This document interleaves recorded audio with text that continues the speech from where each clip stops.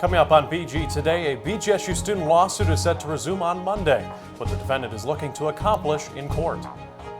And Bowling Green is ready for the holidays. How a tree lighting and parade has everyone in the Christmas spirit. Plus, a pair of brothers are back on the ice once again. How BGSU has ties to the newest members of the Toledo Walleye.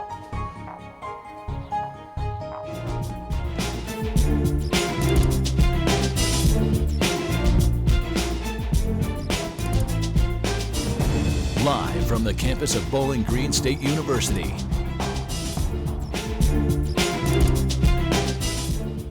But first, a celebration of life for a BGSU student. Welcome to BG Today. I'm Claire Mitchell. And I'm Steve Iwanek. Back on September 4th, David Ryan Walker II, one of my best friends, was killed by a drunk driver on his way home from a baseball game. But BGSU remembers him for his kind soul and loving personality. Reporter Sophia Walcher has more.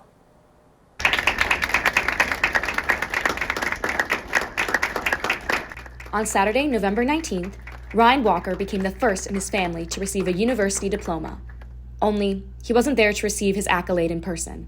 The posthumous degree was presented at Walker's Celebration of Life, sponsored by the Thompson Working Family Scholars.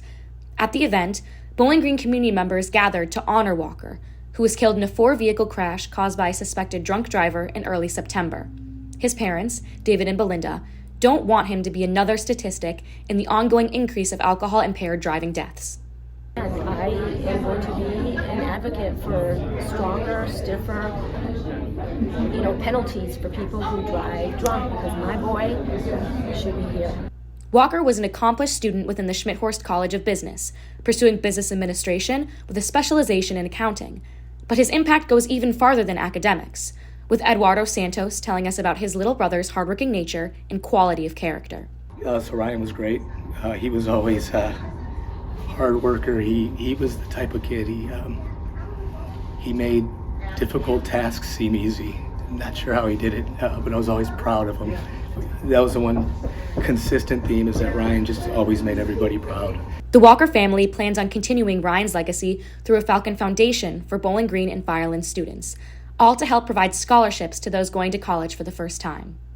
And so with that, we really want to give to students in the Bowling Green community any way we can, whether it's a book scholarship, and also in the Firelands community, which is where we went to high school. The foundation held a 5K over Thanksgiving break at Walker's High School and will continue hosting events in the future. Sophia Walcher, BG24 News. The next phase in the case of the recent BGSU student lawsuit is quickly approaching. But now, remember, before Thanksgiving break, former BGSU student Chase Weiss filed a lawsuit against the university, the president, the dean, 2 associate deans, and an associate vice president over his involvement in the death of student Stone Foltz.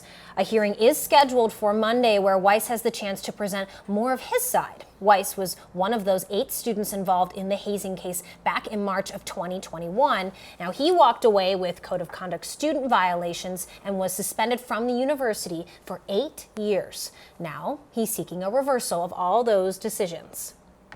Historic preservation may have gotten one step easier, and it's all thanks to BGSU scientists. Researchers in the Center for Photochemical Sciences used 3 different forms of chemistry to develop a new coating system.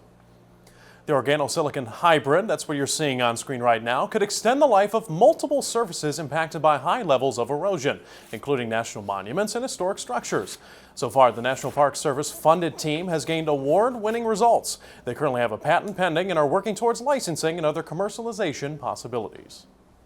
Unleashing the power of people. That's the aim of Giving Tuesday, the global generosity movement celebrated every Tuesday after Thanksgiving. But of course, you can still give back when the day is over. The Cocoon is calling for sponsors for its holiday assistance program. Those interested can act as direct supporters for survivors of domestic and sexual violence this holiday season. Now, for any more information, you can reach out to the Cocoon at 419-373-1730.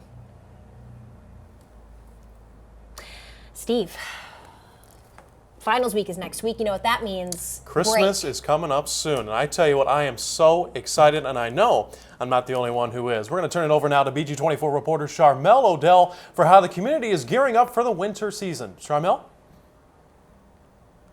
Thanks, Steve. Bowling Green got a little brighter with its annual community tree lighting ceremony.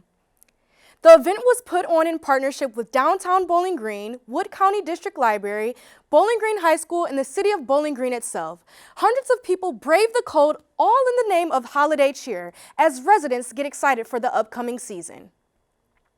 And the spirit didn't just stop at the tree lighting. Bowling Green continued the celebration the next morning with its annual holiday parade. Take a look.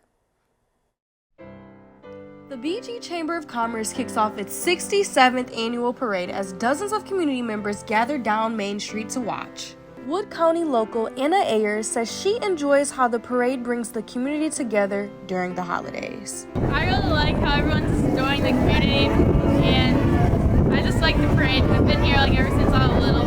So this year's theme, Toys, Trains, and Candy Canes, includes over 100 floats, various marching bands, organizations, and community leaders. Local BGSU staff member says he's excited to see what this year brings. We came mostly to see the band. I teach at BGSU and I wanted to see the BGSU Falcon Marching Band. Woo! Over from Bowling Green, we wanted to see the Bowling Green High School Band too.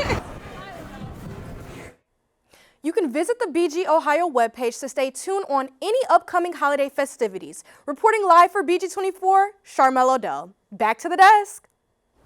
Thanks, Charmel. Way to get us in the holiday spirit. I love it. Well, in more local news, Grounds for Thought is bringing Coffee House Radio to life in their monthly concert series. Many community members gathered together to watch the band Lone Wolf Hippies perform live, while also being able to enjoy drinks and refreshments and snacks from the coffee shop. Residents at the event tell us they feel the concert series helps out not only the community, but small businesses. And Grounds for Thought says that they plan to keep bringing in live and original music to their venue and are hosting their next concert event on December 18th. All right, Aaron, we're heading into finals week. Maybe people aren't spending too much time outside, maybe studying more inside, but a little dreary today. What can we expect? Final week here. One word, cold. Today it is frigid. I mean frigid. I about got blown to pieces walking over to the studio today, Claire. That is because of one big cold front that came through overnight. If you look, we had a big cold front push through the Ohio Valley overnight, and it's bringing a lot of strong wind and a lot of cold air. Today it's going to be partly sunny and very, very windy. We have a wind at 23-28 miles an hour with a high of 39, a low of 24. And that comes with wind chills in the low 20s, and tonight also into the teens. But the good news is a high pressure system is coming in right behind all this big cold air. On Thursday, we're going to see mostly sunny skies with a high of 38 and 25, and then we're going to start to warm up. It's on Friday, as you head into your weekend, you have partly cloudy skies, high of 52 and a low of 32. Looking into Saturday and Sunday now, we will see some clouds, but we also have some sun involved. High of 55 and a low of 40, but then it looks like we have a bit more cold weather starting to ease its way back into the area, and some rain late. You have some partly cloudy skies giving way to some possible rain showers, about 50% worth, and a high of 42 and a low of 35. So Claire, it's going to be some time to study inside, maybe go to Starbucks, grab a drink, stay warm, curl up with your favorite blanket, and grind away and get ready for those finals. Yeah, sounds like a plan. Good luck with finals, everyone. Don't let the rain get you down. Thank you, Aaron. All right, well, coming up after the break, Falcon volleyball is all set for the NCAA tournament. Plus, two familiar faces are back on the ice, this time in Toledo. All this and much more when we come back. Falcon Media allows anybody, regardless of their major, to kind of share their interests in a forum where they can be as professional or as relaxed as they want and really just make connections. Through the radio, I was able to have my own radio show and talk about things that I want to talk about, and then I could also report and learn more about what's happening in the community with BG24. So it's kind of like a perfect mix of how can I use what I'm passionate about to serve the people around me. But people who had similar goals and people I could learn from and feed off of and kind of expand, grow my tool belt, if you will, kind of learn from people who are going to school for the exact same thing I was. Falcon Media is great. It allows people of all groups come together and make content. It allows them to explore their interests and give them valuable skills they can use out in the real field, especially if they have an interest for broadcast journalism or print journalism. Welcome back to BG Today. I'm Jenna DeBlasi. Last week, BGSU Volleyball won the 2022 MAC Championship in a 5-set thriller against Ball State. Freshman Lauren Hovey paced the offense with 22 kills, 16 assists, and 11 digs. Petra Nadrova put together a notable performance with 14 kills and 25 digs. On Sunday, fans were invited to the Stroh Center to watch the NCAA tournament selection show. BG drew an opening round matchup with the Western Kentucky Hilltoppers. The Falcons faced Western Kentucky earlier in the season, falling in 4 sets back on September 2nd. However, head coach Daniela Tomic describes how this matchup will be different. First of all, we're so excited to be in the postseason, to play in the NCAA tournament, and I'm so happy also the selection show that we could share this special moment with our fans. Really good turnout with our fans who came here to Stroh to watch the selection show. We knew that whoever we get in the NCAA tournament is going to be a hard match. Like what Kyle mentioned, we played Western Kentucky here in our home tournament. It was a close match, but we were a very different team. It was actually a different lineup that second week of the preseason than what we finished our season and what we played most of the season actually this year. So I'm just, again, excited. The Orange and Brown traveled to Lexington, Kentucky for tomorrow's match. First serve is set for 4:30 p.m. BGSU football wrapped up the regular season last week, falling to the Ohio Bobcats in Athens 38-14. With the win, the Bobcats clinched the MAC East Division title and a spot in the MAC championship game on Saturday against Toledo. Now for the Falcons, they await their bowl invitation, which will be announced this Sunday after the college football playoff results. BG is bowl eligible for the first time since 2015, finishing with a record of 6-6 overall and 5-3 in MAC play. On Monday, BGSU women's basketball put together a dominant defensive performance against Detroit Mercy. The Falcons forced the Titans into 32 turnovers on the night. The highlight, though, was the second quarter as BG shut out the Titans 23-0. It is the first time in program history that BG held a Division I opponent to under 30 points in a game. Head coach Robin Freilich described the impact of their commanding defense right out of the gate. Well, anytime you're able to force turnovers, usually you're in an advantage situation, and when you're in an advantage situation, you can make the most of that and convert on it. And tonight, we did that well. Next up, the Lady Falcons traveled to Valparaiso on Friday with tip-off set for 7 p.m. BG Hockey had the weekend off, but returned to CCHA action at Lake Superior State this weekend, starting on Friday. Head coach Ty Eigner describes the mentality coming off of the break.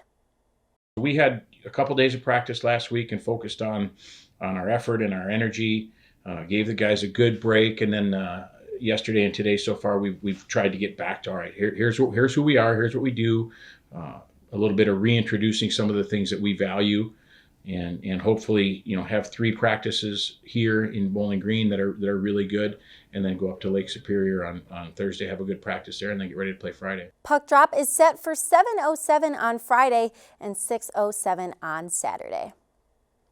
If you head to a Toledo Walleye game, you might catch some former Falcons on the ice. Reporter Charlie Ryan spoke with brothers Sam and Lucas Craigs about their journey from orange and brown to blue and yellow.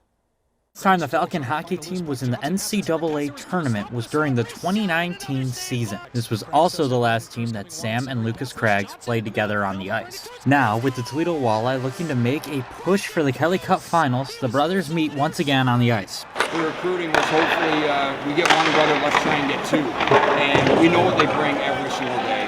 They love the sport. They want to both get better. They're unbelievable human beings. That's first and foremost their character. And so, if we could get one, let's get both. We got a little greedy on it, and we're very, very happy to have both guys. Last season, Sam finished the season with the Falcons, falling in the first round of the Mason Cup Finals to the Michigan State Beavers back in March. The 2021-22 season was the best offensively for BG, working with 9 goals, 5 assists, and 13 blocks, as well as being one of the most aggressive players on the ice, leading the senior line with Taylor Schneider and Alex Barber. They're real physical. They're not afraid of confrontation, not afraid to stick up for their teammate. They enjoy that aspect of hockey. I think hockey was a perfect sport for both of them because there is the physical contact and there is the confrontations out there, which both of them are certainly comfortable with. When watching both Sam and Lucas on the ice throughout their careers in juniors, college, and now in the professional leagues, they both play a very aggressive game, both physically and on the puck. They have provided coverage on the ice and have currently added more depth to the walleye forward lineup. The aggression and the physical side of the game was something they were very comfortable with. When Lucas first left the Falcons after the 2019 season, he moved around the AHL and the ECHL for the following 3 seasons, playing more and more aggressively down the crease. Something that Eigner says was important for Lucas's development into becoming a more mature player off the wing. One of the biggest differences that Eigner says most players realize when they first jump up to major leagues is the jump in the number of games that the players end up playing in such a short amount of time. For all you Falcon sports fans, the Falcon Media Sports Network will continue reporting on the winter season throughout the rest of the year. That's it for sports this week. Back to you, Stephen Claire. Thank you, Jen. I'd also like to mention that we will also have coverage of that volleyball game tomorrow in Lexington starting at 4:15. The match once again starts at 4:30, so make sure to listen to WBGU 88.1 for all of that coverage. But nonetheless, thank you for watching BG Today. Follow us for the latest news on Twitter at BG24 TV or find us on the web at bgfalconmedia.com. Can't believe I'm saying this, but we'll be back next semester with updates from around Bowling Green and Wood County. Don't study too hard. Have a great holiday and a Happy New Year.